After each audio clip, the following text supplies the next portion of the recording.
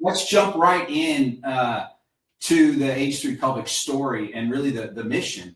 How did H3 Pelvic get started?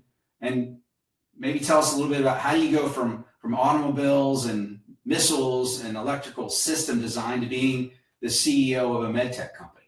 Yeah, absolutely. Well, there was this engineer a long time ago that was working on 3 time zones with his German and Chinese and Mexican counterparts.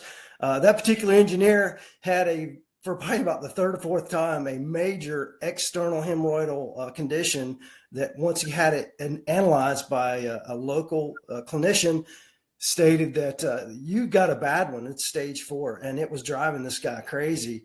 And so applying those skills that fella had, which happened to be me, came up with a solution that really was only to solve my personal issue.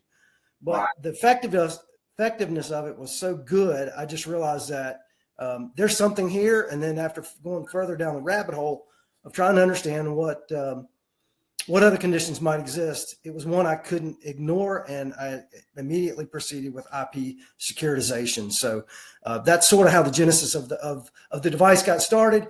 And it was a product of a knowledge base in the electric vehicle space. So when you're charging electric cars, they get really hot really quick, and you got to move that energy away fast. Well, one of the doctors that was using my systems that called me into a very refractory patient had a patient that had internal conditions that needed this the therapy that we have leveraged, which is really at the simple, most easiest description is inflammation reduction.